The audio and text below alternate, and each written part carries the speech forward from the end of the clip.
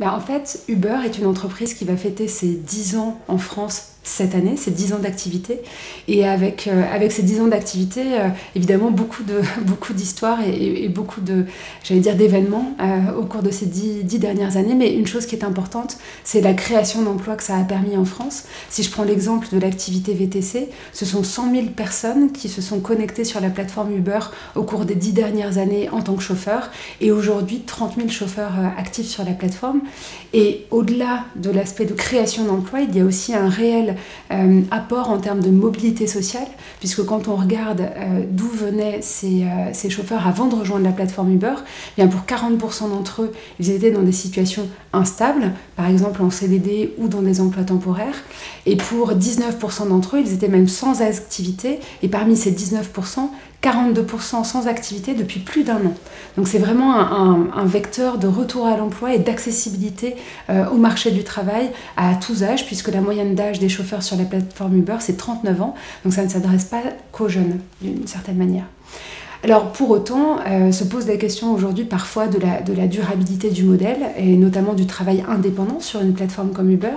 Et du coup, j'allais dire la question que j'aimerais aborder aujourd'hui, c'est celle de la durabilité de ce modèle d'indépendant. Et la réalité, c'est que j'y crois profondément pour plusieurs raisons. La première, c'est que c'est vraiment quelque chose qui est pleinement plébiscité par les chauffeurs sur la plateforme. 85% des chauffeurs sur la plateforme Uber disent souhaiter et avoir choisi ce métier pour l'indépendance que ça leur procure et donc la flexibilité totale en termes d'heures de connexion, de nombre d'heures de connexion, d'horaires et de jours, etc. Ils ont une flexibilité totale sur la manière de s'organiser. Et donc ça, c'est quelque chose qu'ils plébiscitent profondément. Et du coup, quand on pose la question de la durabilité, pour moi, on pose une question qui n'est pas tellement liée au statut, mais qui est plutôt liée à la protection de ces travailleurs.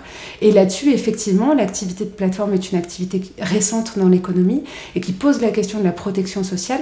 À revenu net comparable, un chauffeur Uber et un salarié dans le privé, si on les compare, eh bien, le chauffeur va cotiser davantage de cotisations sociales que le couple employeur-employé dans le cadre du salariat, et pour autant avoir une protection moindre.